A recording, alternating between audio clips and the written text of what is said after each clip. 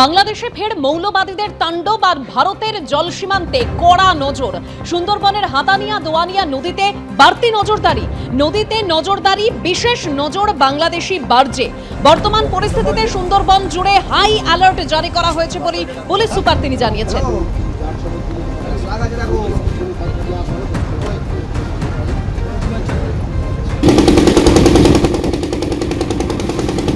অগ্নিগর্ভ পরিস্থিতি বাংলাদেশে, আর সেই পরিস্থিতির মাঝে সুন্দরবন পুলিশ জেলার পক্ষ থেকে জলপথে নিরাপত্তা বাড়ানো হলো কয়েক গুণ। আমি আছি নামখানার হাতানিয়া দোয়ানিয়া নদীর উপরে। এটা আন্তর্জাতিক জলপথ। এই পথ দিয়ে বিভিন্ন বার্জ এবং জাহাজ যাতায়াত করে।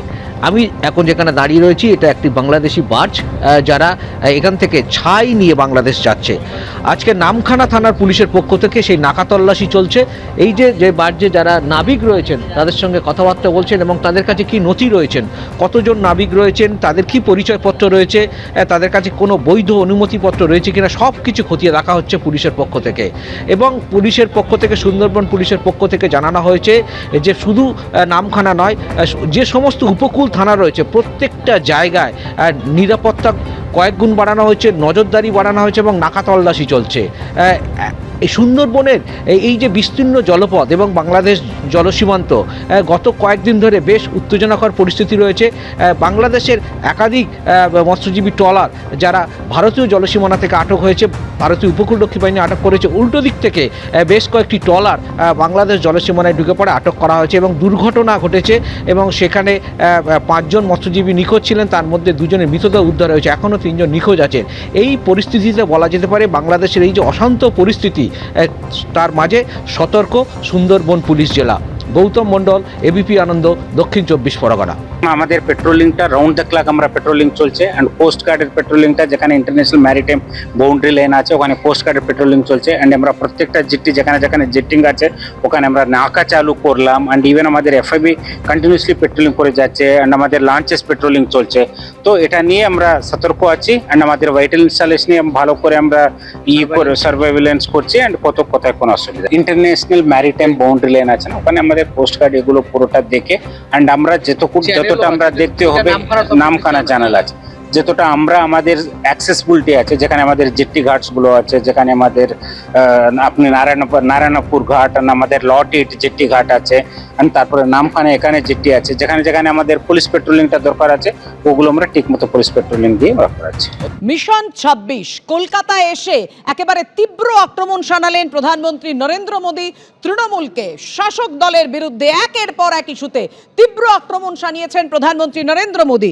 কুয়াশার কারণে তিনি যেতে পারেননি তাহিরপুরে, রানাঘাটে তার সভা করার কথা ছিল।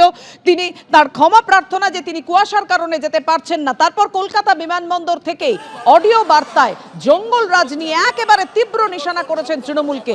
দেখুন, বিহারে জয়ের পর জঙ্গলরাজের বার্তা শোনা গিয়েছিল নরেন্দ্র মোদীর মুখে, আর এবারে একেবারে মহা জঙ্গলরাজের কথা বললেন যে পশ্চিমবঙ্গে যে মহা জঙ্গলরাজ চলছে তা থেকে আমাদের মুক্তি পেতে হবে।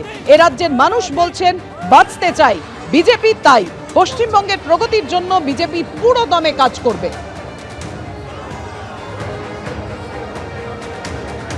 पिछले महीने ही बिहार ने विकास के लिए फिर से एनडीए सरकार को प्रचंड जनादेश दिया है। बिहार में भाजपा एनडीए की प्रचंड विजय के बाद मैंने एक बात कही थी। मैंने कहा था गंगा जी बिहार से बहते हुए ही बंगाल तक पहुंचती है, तो बिहार ने बंगाल में भाजपा की विजय का रास्ता भी बना दिया है। साथियों, बिहार ने जंगलराज को एक सूझने से, एक स्वर से नकार दिया है। 20 साल बाद भी भाजपा एनडीए को पहले से भी अधिक सीटें दी है।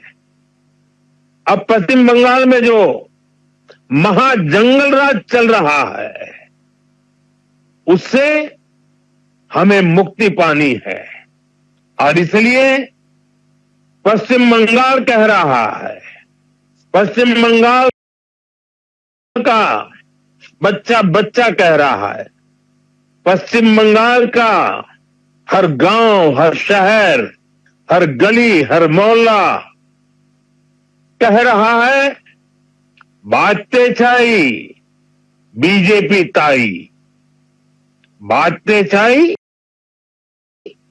बीजेपी ताई। এগুলো সব ফাটা রেকর্ডের মতো একই কথা বলে যান। পশ্চিমবঙ্গে সিপিএম এর জমানায় জঙ্গলরাজ চলতো, দেশে বিজেপির অপশাসনের জঙ্গলরাজ চলছে, সেখানে পশ্চিমবঙ্গ হচ্ছে স্বর্গোদ্যান, ঠিক আছে, স্বর্গোদ্যান পশ্চিমবঙ্গ। সেখানে পশ্চিমবঙ্গে মানুষ অত্যন্ত উন্নয়নের মধ্যে আছেন, প্রত্যেকটি এলাকা, প্রত্যেকটি মানুষ, প্রত্যেকটি পরিবার, প্রত্যেকটি পেশা তারা দিদির সামাজিক কর্মসূচিতে সুরক্ষিত রয়েছেন। ফলে পশ্চিমবঙ্গকে জঙ্গলরাজ বলার আগে ত্রিপুরার দিকে তাকান, পশ্চিমবঙ্গকে জঙ্গলরাজ বলার আগে গুজরাটে পরের পর সেতু ভেঙে পড়ছে দেখুন, পশ্চিমবঙ্গকে জঙ্গলরাজ বলার আগে উত্তরপ্রদেশে কুম্ভ মেলায় পদপিষ্টের মৃত্যু মিছিল দেখুন।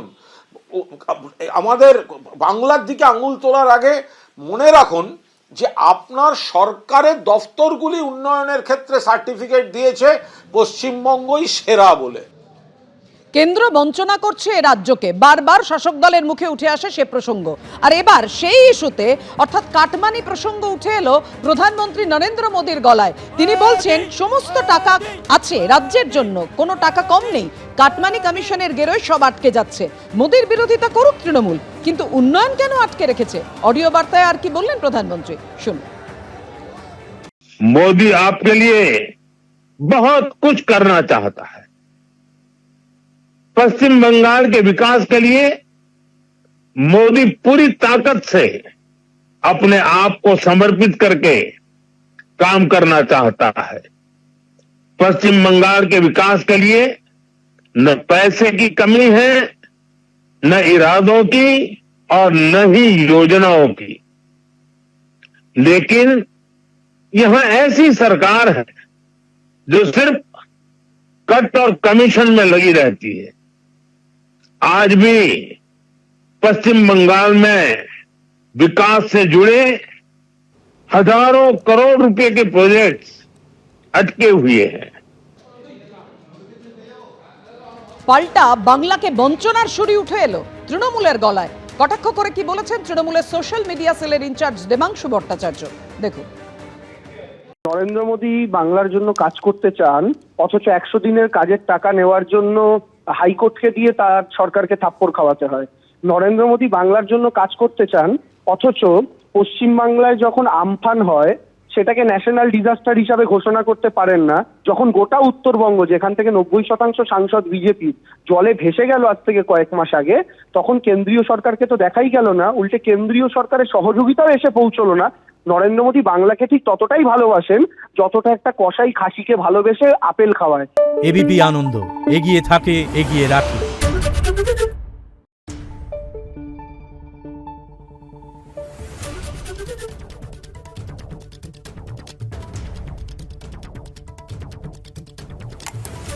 Thank you.